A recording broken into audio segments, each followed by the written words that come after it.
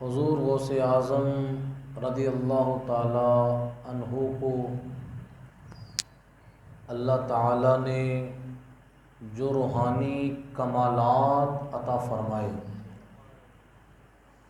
اور آپ نے ان روحانی کمالات کا ذکر قصیدہ غوثیہ کے اندر فرمایا۔ وہ قصیدہ غوثیہ آج بھی پوری دنیا کے اندر اس کو وظیفے کے طور پر پڑھا جا رہا ہے، اور یہ وہ الفاظ ہیں جو حضور غوث اعظم رضی اللہ تعالی عنہ کی زبان اقدس سے نکلے ہیں۔ اس کے اندر آپ نے مختلف کیفیات کو بیان فرمایا۔ اگر قصیدہ غوثیہ کے الفاظ پر غور کیا جائے تو حضور غوث اعظم رضی اللہ تعالی عنہ کی روحانی کیفیات اور روحانی جو ترقی ہے، روحانی عروج جو ہے، اس کا بندہ تھوڑا بہت اندازہ لگا سکتا ہے کہ اللہ تعالیٰ نے حضور غوث اعظم رضی اللہ تعالی عنہ کو کیا کیا شان عطا فرمائی۔ اسی قصیدہ غوثیہ شریف کے اندر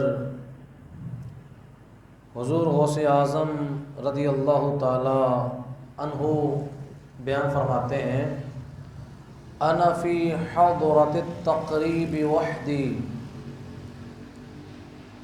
کہ دنیا کے اندر جتنے بھی اولیاء ہیں اللہ تعالیٰ کی بارگاہ میں انہیں قرب حاصل ہے، اور یہ سلسلہ ولایت کا قیامت تک چلنا ہے، کیونکہ نبوت کا دروازہ حضور نبی کریم صلی اللہ تعالی علیہ وسلم کی جلوہ گری جب دنیا کے اندر ہوئی تو نبوت کا دروازہ کیا ہو چکا ہے؟ بند ہو چکا ہے۔ اب حضور علیہ الصلوۃ والسلام کے بعد کوئی نیا نبی نہیں آ سکتا، لیکن اس امت کے اندر اولیاء کا سلسلہ جاری رہے گا قیامت تک کے لیے۔ اللہ کے ولی وہ ہر دور کے اندر، ہر صدی کے اندر اللہ کے ولی موجود ہوں گے، اور وہ لوگوں کی تربیت کا اہتمام رکھیں گے، لوگوں کو دین سکھائیں گے، اللہ کی معرفت اور پہچان بتلائیں گے۔ تو حضور غوث پاک فرماتے ہیں کہ اللہ کے جو اولیاء ہیں ہر ولی کو اللہ کی بارگاہ کے اندر ایک خاص قرب حاصل ہے، لیکن اپنا تعارف اس الفاظ کے اندر فرماتے ہیں، انا فی حضرۃ التقریب وحدی۔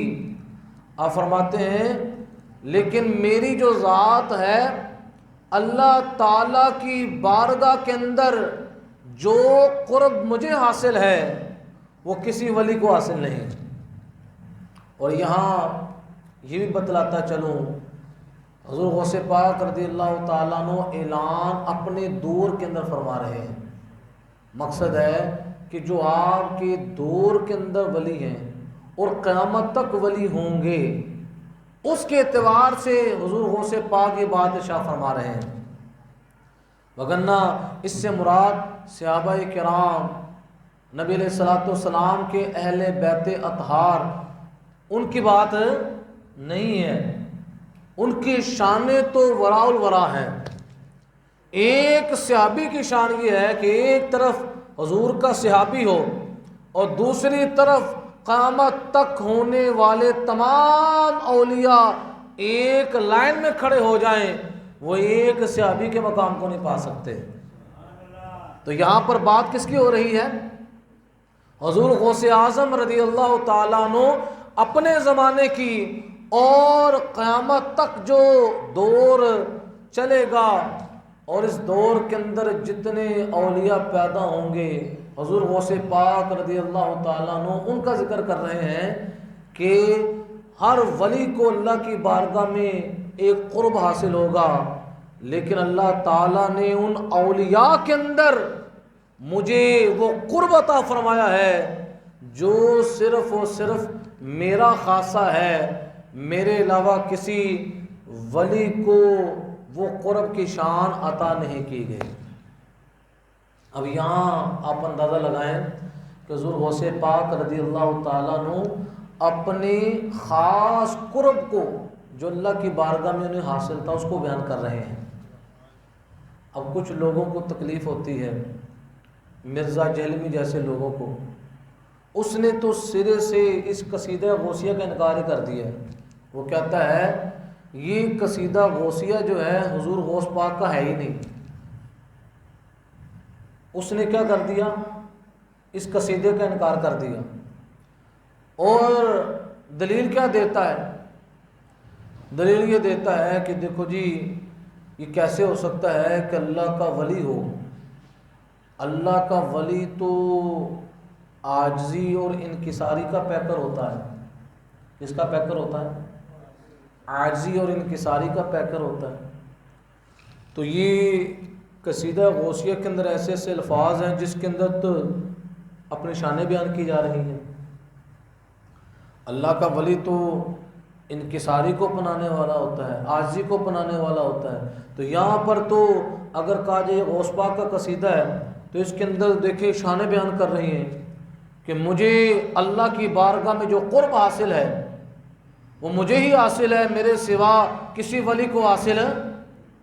وہ آگے سے کہتا ہے کہ دیکھو جی یہ کیسے ہو سکتا ہے ایک اللہ کا ولی ہو وہ عاجزی انکساری کو نہ اپنائے اور اپنی کیا کرے؟ تعریفیں بیان کرے۔ اب یہ وہ بات کر کے کہتا ہے لہذا معلوم ہو گیا کہ قصیدہ غوثیہ شریف جو ہے حضور غوث پاک کا ہے ہی نہیں۔ اب اس پر دلیل میں آپ کو قرآن پاک سے دیتا ہوں۔ قرآن عظیم فرقان حمید کے اندر حضرت یوسف علی نبینا وعلیہ الصلاۃ والسلام کا ذکر خیر ہے، جس کے اندر حضرت یوسف علیہ الصلاۃ والسلام اللہ کے نبی ہیں، اللہ کے نبی ہیں، اور آپ نبی ہونے کے اعتبار سے اپنی شان کو بیان فرماتے ہیں۔ یہ سورہ یوسف ہے، پارہ نمبر 13 اور اس کی آیت نمبر 55 ہے۔ سورت کون سی ہے؟ سورہ یوسف، اس کی آیت نمبر ہے 55۔ حضرت یوسف علیہ السلام کہتے ہیں اجعلنی علی خزائن الارض۔ یہ عزیز مصر کو کہہ رہے ہیں، مصر کے بادشاہ کو کہہ رہے ہیں مجھے زمین کے خزانوں پر مامور کر دے، مقرر کر دے۔ انی حفیظ علیم، بے شک میں حفاظت والا علم والا ہوں، میں حفاظت والا۔ اب آپ مجھے بتائیں یہاں پر حضرت یوسف علیہ الصلاۃ والسلام اپنی تعریف خود کر رہے ہیں کہ اے عزیز مصر تو مجھے زمین کے خزانوں پر مقرر کر دے، میری شان کیا ہے کہ میں حفاظت والا بھی ہوں اور علم والا بھی ہوں۔ اب اگر کوئی بندہ کہے کہ اپنی تعریف اپنے منہ سے کرنا یہ درست نہیں ہے، اب یہاں پر حضرت یوسف علی نبینا علیہ الصلاۃ والسلام اپنی تعریف خود بیان کر رہے ہیں، اپنی تعریف۔ جس طرح مرزا جیلمی کہتا ہے کہ قصیدہ غوثیہ کے اندر اگر اس قصیدہ غوثیہ کو غوث پاک کا قصیدہ مانتے ہو تو اس کے اندر تو غوث پاک نے اپنی تعریفیں خود کی ہوئی ہیں۔ تو جو اللہ کا ولی ہوتا ہے وہ اپنی تعریفیں خود کرتا، وہ تو انکساری اور عاجزی کا پیکر ہوتا ہے۔ اس کو لے کر وہ کہتا ہے لہذا یہ قصیدہ غوثیہ حضور غوث پاک کا ہے ہی نہیں کہ کوئی ولی اپنی تعریف۔ اب ولی تو ولی رہے، ولی سے بڑا درجہ ہے اللہ کے نبی کا، اللہ کے۔ اب اللہ کا نبی جناب یوسف علیہ نبینا علیہ الصلاۃ والسلام اپنی تعریف اپنے منہ سے خود بیان کر رہے ہیں کہ عزیز مصر کو کہہ رہے ہیں انی حفیظ علیم، کہ میں حفاظت والا بھی ہوں اور علم والا بھی ہوں۔ اس کا پھر مطلب یہ ہوا انکساری اور عاجزی کے مقامات کچھ اور ہوتے ہیں، اور کچھ مقامات ایسے ہوتے ہیں جہاں پر اپنا تعارف کروانا یہ ضروری ہوتا ہے، جہاں پر اپنی پہچان کروانا یہ ضروری ہے۔ اگر اپنا تعارف اور پہچان کروانا یہ غیر شرعی ہے تو پھر فتویٰ کس پر لگے گا؟ حضرت یوسف علیہ السلام پر بھی لگے گا، لیکن حضرت یوسف علیہ السلام نے اپنا تعارف کروایا نہیں کروایا؟ جناب یوسف تو یوسف رہے، حضور علیہ السلام جو امام الانبیاء ہیں، امام الانبیاء والرسل ہیں، حضور نے اپنا تعارف خود کروایا۔ حضور فرماتے ہیں انا خاتم النبیین لا نبی بعدی، اے میرے غلاموں میں خاتم النبیین ہوں، میرے بعد کوئی نبی نہیں ہے۔ ابھی حضور اپنا تعارف خود بیان کر رہے ہیں کہ جو خاتم النبیین کی شان اللہ نے اپنے محبوب کو عطا فرمائی، اور یہ ایسی شان ہے جو کسی نبی کو دی، اور پہچان کون کروا رہا ہے؟ ہمارے آقا پہچان کروا رہے ہیں۔ اب مرزا جیلمی اتنا جاہل ترین انسان ہے، اس کو اتنا بھی نہیں پتا کہ شریعت اسلامیہ کے اندر تعارف کا بھی ایک شعبہ ہے۔ تعارف کا بھی کیا ہے؟ ایک شعبہ ہے جس کے اندر اللہ نے بندے کو جو صلاحیت دی ہوتی ہے، اس صلاحیت کو بندہ کیا کرتا ہے؟ اگلے کے سامنے بیان کرتا ہے، اور بعض دفعہ وہ بیان کرنا ضروری ہوتا ہے۔ وہ بیان کرنا، مثلا آپ اگر کسی منصب پر فائز ہونے والے ہیں اور اس منصب کے متعلق آپ کے معاملات مکمل ہیں، اب آپ جس وقت انٹرویو دینے کے لیے جاتے ہیں وہ آپ سے پوچھتے ہیں، آپ وہاں پر کیا کرتے ہیں؟ اپنا پورا بتاتے ہیں، میں نے یہ بھی کیا ہوا ہے، میں نے یہ بھی کیا ہوا ہے۔ اب وہاں پر تعارف ضروری ہے۔ اگر آپ وہاں پر تعارف نہیں کروائیں گے، وہ پوچھے آپ نے یہ کیا ہوا ہے کورس، آپ کہیں وہاں پر انکساری کا اظہار کریں، نہیں نہیں حضور میں کیا ہوں، میں تو ایک ادنا سا اللہ کا بندہ ہوں۔ تو آپ مجھے بتائیں، آپ پوری زندگی پھر کیا رہیں گے؟ انٹرویو دیتے رہیں گے، لیکن کسی منصب پر مقرر ہے؟ کچھ مقامات ایسے ہوتے ہیں جہاں پر اپنا تعارف کیا ہوتا ہے؟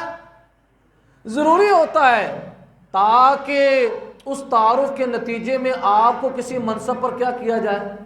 مقرر کیا جائے۔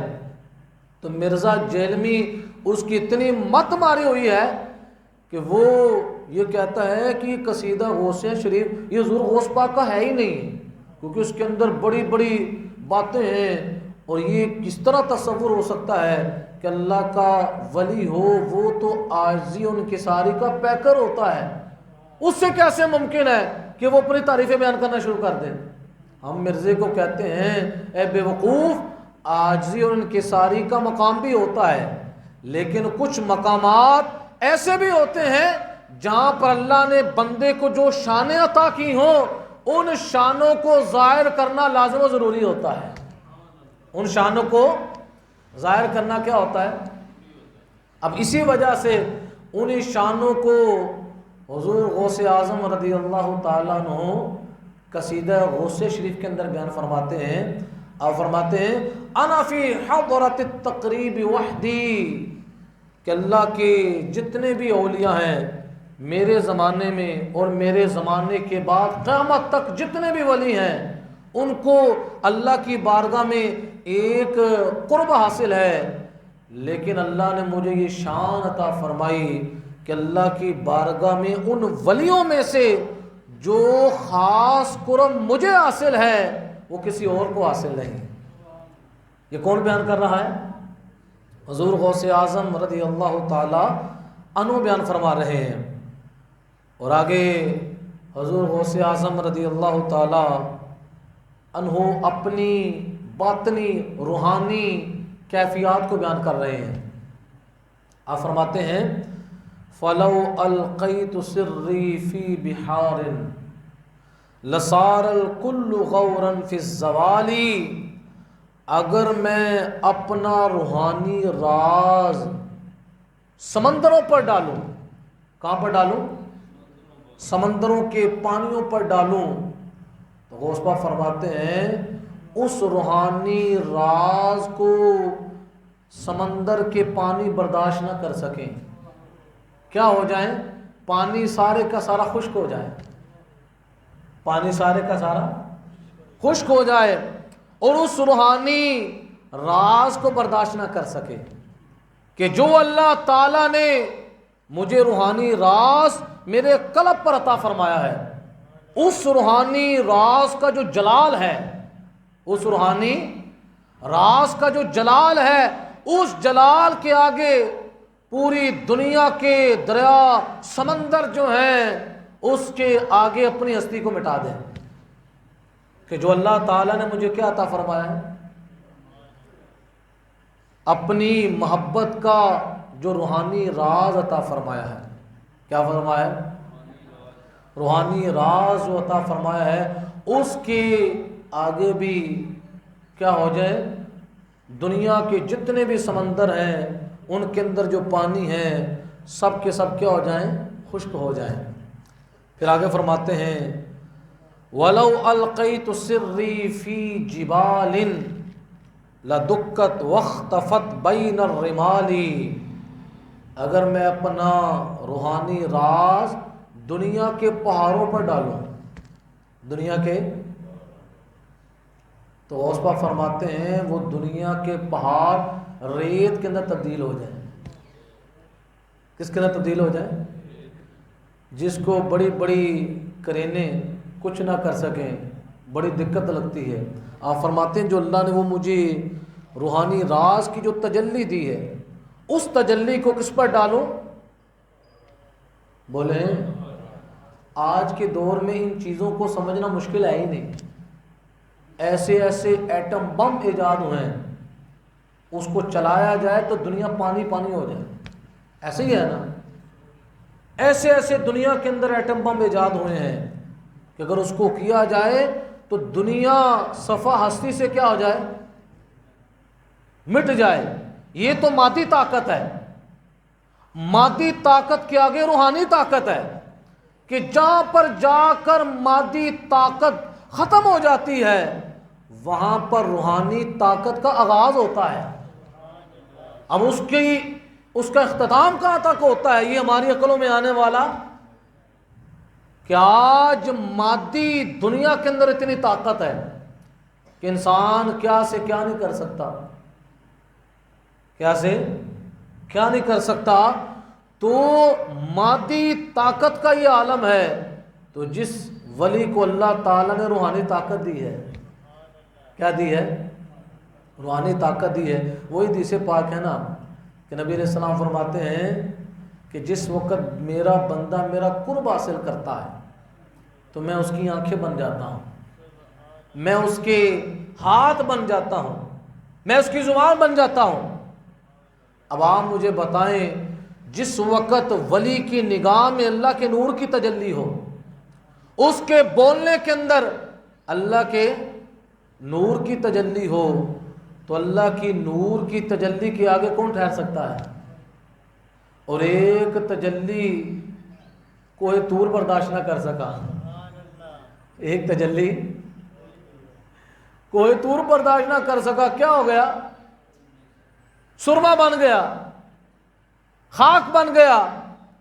اب جو اللہ کا ولی جس کے قلب پر اللہ کے نور کی تجلی ہے، یہ اسی نور کی تجلی کی بات کر رہے ہیں غوث پاک رضی اللہ تعالیٰ عنہ، کہ اگر وہی نور کی تجلی میں سمندروں پر ڈالوں تو پانی خشک ہو جائے، اگر وہی نور کی تجلی پہاڑوں پر ڈالوں تو وہ پہاڑ کیا ہو جائیں؟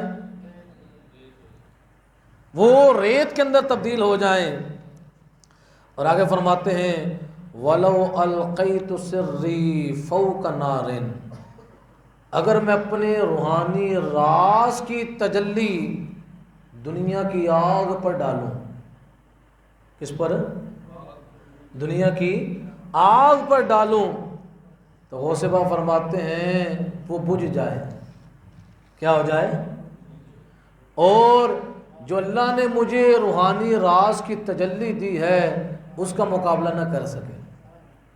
مقصد کیا ہے کہ میری روحانی تجلی ان پر غالب آ جائے، اللہ میری روحانی تجلی کو فتح و نصرت دے دے، اور اس کے مقابلے میں جو کائنات کی پاورفل چیزیں ہیں وہ کیا ہو جائے، مغلوب ہو جائیں، شکست کھا جائیں، اور اللہ تعالیٰ میری روحانی تجلی کو فتح و نصرت عطا فرمائے۔ کتنی چیزیں ہو گئی؟ 3۔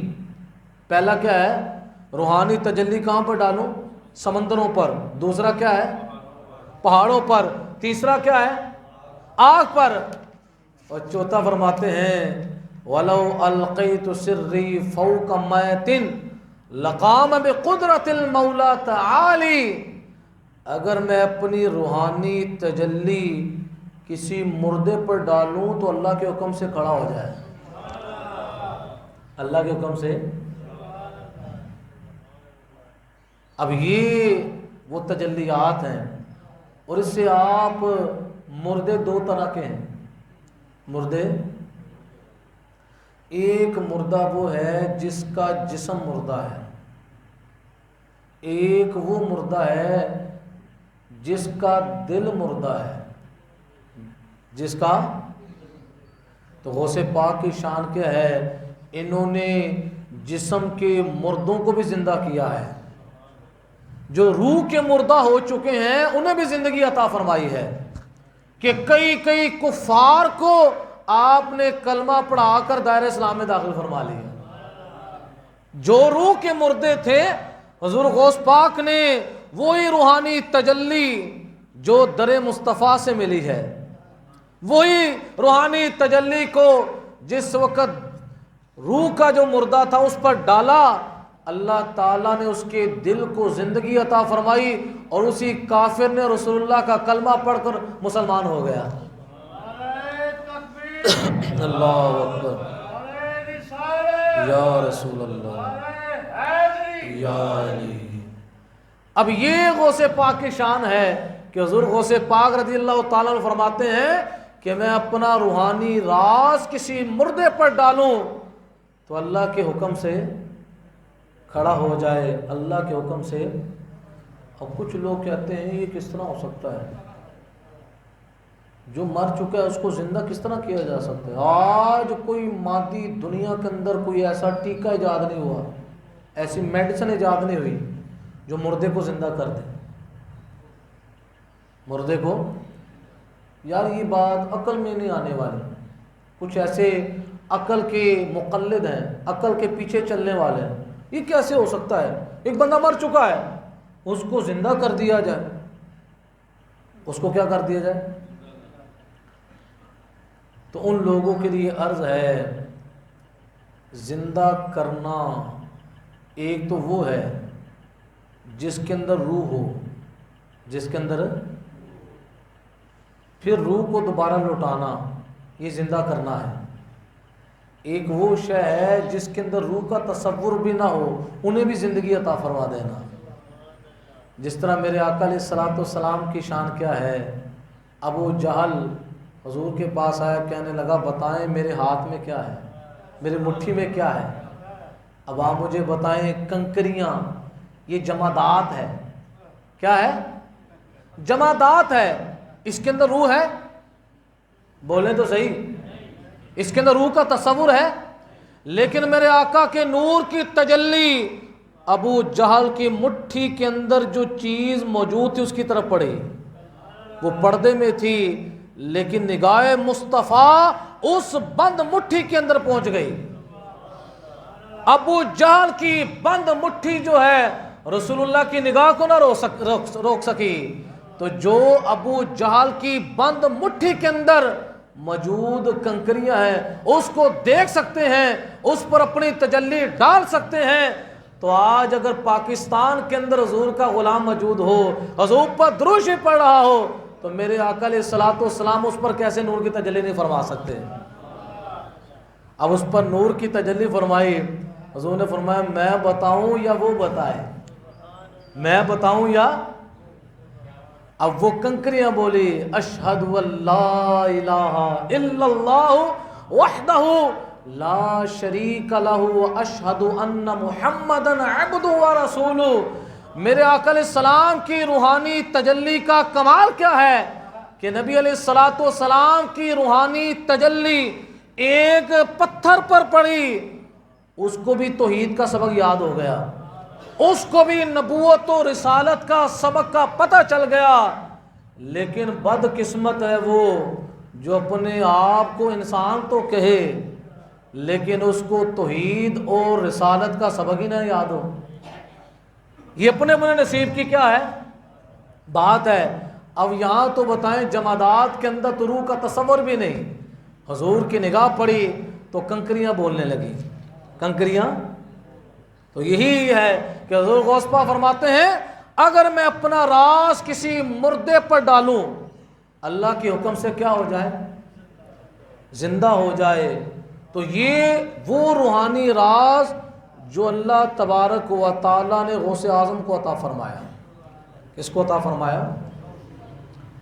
اب اس کے ساتھ میں حدیث پاک بھی آپ کو بیان کرتا ہوں جس سے آپ کو یہ پتہ چلے گا کہ غوث اعظم رضی اللہ تعالیٰ عنہ کے قصیدہ غوثیہ کے اندر جو اشعار ہیں یہ اشعار احادیث کی روشنی کے اندر ہیں کہ نبی کریم صلی اللہ تعالیٰ علیہ وسلم اس حدیث کو بیان فرماتے ہیں کہ فرشتوں نے اللہ رب العزت کی بارگاہ کے اندر عرض کی مولا دنیا کے اندر تو نے بہت زیادہ طاقت والی جو چیز ہے وہ کون سی پیدا فرمائی؟ کس نے عرض کیا؟ فرشتوں نے عرض کیا۔ اللہ تعالیٰ نے ارشاد فرمایا لوہا۔ کیا فرمایا؟ لوہے سے پہلے اللہ تبارک و تعالیٰ نے ذکر فرمایا پہاڑوں کا۔ کس کا ذکر فرمایا؟ اللہ نے فرمایا کہ میرے فرشتوں دنیا کے اندر میں نے بڑے بڑے مضبوط پہاڑ پیدا فرمائے جن کی طاقت کیا ہے۔ قرآن فرماتا ہے والجبال اوتادا، پہاڑ کیل کی حیثیت رکھتے ہیں، جہاں پر اس کو نصب کیا اس زمین کے ٹکڑے کو ہلنے نہیں دیتے، میخ کی حیثیت رکھتے ہیں۔ تو پھر فرشتوں نے عرض کی مولا کیا پہاڑوں سے بھی کوئی مضبوط چیز پیدا فرمائی؟ پہاڑوں سے بھی کوئی مضبوط چیز ہے، طاقتور چیز ہے؟ تو اللہ تعالیٰ نے ارشاد فرمایا ہاں وہ لوہا ہے جو پہاڑوں کو بھی کیا کرتا ہے، کاٹتا ہے۔ پھر فرشتوں نے پوچھا یا اللہ لوہے سے بھی کوئی طاقتور چیز پیدا کی ہے کہ جو لوہے پر بھی غالب ہو؟ تو اللہ تبارک و تعالیٰ نے ارشاد فرمایا ہاں وہ ہے آگ۔ کیا ہے؟ کہ آگ جو ہے لوہے کو بھی شکست دے دیتی ہے۔ پھر فرشتوں نے پوچھا یا اللہ آگ سے بھی کوئی طاقتور چیز ہے جو آگ پر غالب آ جائے؟ اب آگ بھی جو ہے دنیا کے اندر کیا ہے اپنی طاقت دکھا رہی ہے کہ ہے کوئی میرے مقابلے میں؟ اللہ تعالیٰ نے قوت کو توڑنے کے لیے اللہ نے پانی پیدا فرمایا۔ کیا پیدا فرمایا؟ پانی پیدا فرمایا کہ پانی جو ہے وہ آگ کو بھی کیا کر دیتا ہے، بجھا دیتا ہے، اس کو مغلوب کر دیتا ہے۔ اب کتنی چیزیں ہو گئیں؟ 4 چیزیں ہو گئیں، پہاڑ، لوہا، آگ اور پانی۔ پھر پوچھا یا اللہ کوئی پانی سے بھی چیز غالب ہے جو پانی کو بھی مغلوب کر دے؟ اللہ تعالیٰ نے فرمایا وہ ہوا ہے۔ کیا ہے؟ جب ہوا چلتی ہے تو پانی جو ہے وہ پھر اپنے مقامات کے اندر ٹھہرتا نہیں ہے، ہوا اس کو اڑا کر جہاں پر چاہے پانی کو پھینک دے۔ کتنی چیزیں ہو گئیں؟ 5 چیزیں ہو گئی۔ پہلی کیا ہے؟ پہاڑ۔ دوسری کیا ہے؟ لوہا۔ تیسری کیا ہے؟ آگ۔ چوتھی پانی۔ 5ویں کیا ہے؟ اب آپ سارے ماشاءاللہ سمجھدار بیٹھے ہوئے ہیں۔ اب جو ہوا ہے جو 5ویں نمبر پر ہے وہ کس سے غالب ہے؟ پانی سے۔ تو یہ بات پھر طے ہوگی نا، جب وہ پانی سے غالب ہے تو کس پر غالب ہوگی؟ آگ پر بھی غالب ہوگی۔ آگ پر جب غالب ہوگی، آگ کے پیچھے کیا ہے؟ لوہا، لوہے پر بھی غالب ہوگی، جب وہ لوہے پر غالب ہوگی تو اس کے پیچھے، اسی وجہ سے اللہ تعالیٰ قیامت کے قریب ہوائیں چلائے گا، وہ بڑے بڑے پہاڑوں کو لے کر اڑیں گے، روئی کے گالوں کی طرح پہاڑ کیا ہوں گے، اتنی اس ہوا کی پاور ہوگی۔ آج بھی اگر قرآن و سنت کا مطالعہ کریں، جب اللہ تعالیٰ نے کئی بستیوں کو تباہ کیا، بعض دفعہ ایسی اللہ نے ہوائیں چلائیں کہ ان ہواؤں نے بستیوں کو الٹ پلٹ کر کے رکھ دیا، یعنی ہوا کی اتنی طاقت ہے۔ ہوا پھر سب پر کیا ہو گئی؟ ہیوی ہو گئی۔ ایک اصول ہے کہ جو سب سے آخر میں آ رہی ہے اس سے پہلے جتنی بھی چار ہیں اس پر بھی وہ کیا ہوگی؟ غالب ہوگی۔ پھر فرشتوں نے کہا یا اللہ، ہوا کی طاقت کا بھی پتہ چل گیا، اس سے بھی کوئی پاورفل چیز ہے جو سب پر غالب ہو؟ اللہ تعالیٰ نے فرمایا ہاں، وہ انسان ہے۔ وہ کیا ہے؟ وہ انسان ہے۔ اسی کا اللہ تعالیٰ قرآن پاک کے اندر ذکر فرماتا ہے اِنَّا عَرَضْنَا الْأَمَانَةَ عَلَى السَّمَاوَاتِ وَالْأَرْضِ وَالْجِبَالِ فَأَبَيْنَ أَن يَحْمِلْنَهَا وَأَشْفَقْنَ مِنْهَا وَحَمَلَهَا الْإِنسَانُ۔ اللہ فرماتا ہے کہ ہم نے اپنی امانت کو زمین پر پیش کیا، آسمانوں پر پیش کیا، پہاڑوں پر پیش کیا، فَأَبَيْنَ، سب نے انکار کر دیا، ہمارے اندر طاقت نہیں ہے۔ اللہ فرماتا ہے وَحَمَلَهَا الْإِنسَانُ، انسان اس امانت کو اٹھا لیا۔ اب دل کے اندر یہ خیال آتا ہے یہ پوری عمارت ہے، آپ میں سے کوئی دعویٰ کر سکتا ہے میں اس کو اٹھا لوں؟ بولے تو صحیح، مادی انسان اس کو نہیں اٹھا سکتا، لیکن جس کو اللہ تعالیٰ روح کی طاقت دے دے، کیا دے دے، پھر اس کے سامنے ایک بلڈنگ کیا، پوری کائنات اس کے ہاتھ میں اس طرح ہے جس طرح ہاتھ کی ہتھیلی پر رائی کا دانہ ہے۔ رائی کا کیا ہے؟ اب یہاں پر انسان سے مراد عام انسان نہیں ہے، بلکہ انسان سے مراد کامل انسان ہے کہ اللہ کی امانت کو نہ زمین اٹھا سکی، نہ آسمان اٹھا سکے، نہ پہاڑ اٹھا سکے، لیکن اس کو کس نے اٹھایا؟ انسان نے اٹھایا۔ اس کا مطلب ہے اس سے مراد ہر انسان نہیں ہے، بلکہ کون ہے؟ کامل انسان ہے۔ اسی کامل انسان کے بارے میں اللہ فرماتا ہے جب وہ میرا قرب حاصل کرتا ہے میں اس کی آنکھیں بن جاتا ہوں، جب وہ میرا قرب حاصل کر لیتا ہے میں اس کے ہاتھ بن جاتا ہوں، پھر اس کا پکڑنا نہیں ہوتا بلکہ پکڑنا میرا پکڑنا ہوتا ہے، اس کا دیکھنا نہیں ہوتا بلکہ میرا دیکھنا ہوتا ہے۔ اب فرشتوں نے جب پوچھا تو اللہ نے فرمایا وہ انسان ہے، تو اس کا پھر مطلب کیا ہوا؟ انسان غالب ہے ہوا پر بھی، انسان غالب ہے، پیچھے کیا ہے؟ پانی، ہوا کے پیچھے، پھر انسان غالب ہے آگ پر بھی، انسان غالب ہے لوہے پر بھی، انسان غالب ہے پہاڑوں پر بھی۔ اب آپ مجھے بتائیں، یہی بات تو غوث پاک فرما رہے ہیں کہ اگر میں اپنا راز سمندر پر ڈالوں تو کیا ہو جائے؟ وہ سمندروں کے پانیوں پر ڈالوں وہ تو خشک ہو جائے، اور یہی راز جو اللہ تعالیٰ نے میرے قلب عطا فرمایا ہے، اور وہی راز اگر میں دنیا کی آگ پر ڈالوں تو کیا ہو جائے؟ بجھ جائے۔ یہی روحانی راز اگر کسی مردے پر ڈالوں تو کیا ہو جائے؟ زندہ ہو جائے۔ تو یہ غوث پاک رضی اللہ تعالیٰ عنہ کی جو بات ہے یہ رسول اللہ کے فرمان کی روشنی میں ہے، فرمان کی روشنی میں، جس کو آپ یہ بیان کر رہے ہیں کہ اگر میں اپنے روحانی راز کو دنیا کی مختلف چیزوں پر ڈالوں تو مختلف چیزیں جو ہیں اللہ کے روحانی راز کا مقابلہ نہ کر سکیں۔ تو یہ غوث پاک رضی اللہ تعالیٰ عنہ ہیں کہ جب بندہ اللہ کی محبت کے اندر اپنے وجود کو فنا کر دیتا ہے پھر اس کی بات اپنی بات نہیں ہوتی، اس کے وجود پر اللہ کا امر چل رہا ہوتا ہے۔ وہ آنکھ کھولتا ہے اللہ کے امر سے، زبان کھولتا ہے اللہ کے امر سے، اور ہاتھ کو ہلاتا ہے تو اللہ کے۔ تو یہ وہی غوث پاک رضی اللہ تعالیٰ عنہ ہیں۔ کیا فرماتے ہیں؟ میرے مرید، میرا دل کرتا ہے جس وقت دنیا سے تیرا وصال ہو تو میں تیری قبر میں خود لیٹ جاؤں، منکر نکیر تجھ سے سوال کریں تو ان کے سوالوں کے جوابات میں دوں۔ جہاں پر اپنے مریدوں کے ساتھ اتنا پیار کر رہے ہیں، ادھر مریدوں کو نصاب بھی دے رہے ہیں کہ تم نے اپنے آپ کو دنیا میں بنانا کیسے ہے۔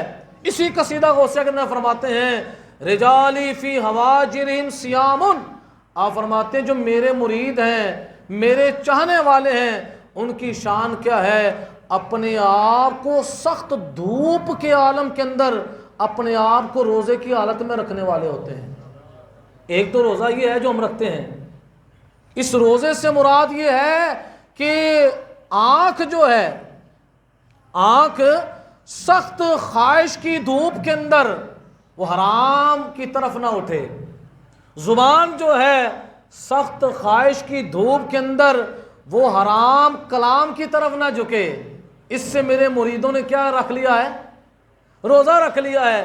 اور آپ فرماتے ہیں یہ رات کی تاریکیوں میں اس طرح جگمگاتے ہیں عبادات کے اندر کہ میرا کوئی مرید سجدے میں پڑا ہوا ہے، کوئی حالت قیام کے اندر ہے، کوئی حالت رکوع میں ہے، کوئی قرآن پڑھ رہا ہے، کوئی تفسیر پڑھ رہا ہے، کوئی حدیث پڑھ رہا ہے۔ وہ رات کی تاریکیوں میں اپنی راتوں کو اس طرح گزارتے ہیں کہ ان کی مثال زمین پر ایسے ہوتی ہے جس طرح آسمان کے اندر رات کی تاریکی کے اندر ستارے چمک رہے ہوں۔ تو جہاں پر مریدوں کو یہ فرمایا ہے کہ میری شفقت یہ ہے، ادھر مریدوں کو کیا دیا ہے۔ اب اگر کوئی یہ کہ نچ ملنگا، کچھ ایسے بھی مرید بنے ہوئے ہیں کہ نماز سے کوئی علاقہ، اور غوث پاک فرماتے ہیں بے نمازی جو ہے اس کو مسلمانوں کے قبرستان میں دفن نہ کرو۔ آج جو 11ویں مناتا ہے اس کو یہ بھی سوچنا چاہیے کہ غوث پاک رضی اللہ تعالیٰ عنہ تو نماز کی کتنی اہمیت کو بیان کر رہے ہیں۔ یہ کیسا عاشق ہے کہ جو 11ویں شہید تو دلا رہا ہے لیکن نماز پڑھنے کے لیے مسجد میں نہیں جاتا۔ یہ کیسی محبت ہے، یہ محبت ناقص ہے۔ کامل محبت کیا ہے، جو میرے غوث پاک نے نصاب دیا ہے اس نصاب پر بھی عمل کرے اور ان کی یاد کے اندر محفلیں بھی سجائے۔ تو آج آپ نے نیت کرنی انشاءاللہ، ہم انشاءاللہ صرف نیازی نہیں ہیں، ہم نیازی کے ساتھ نمازی بھی ہیں۔ کیا ہیں؟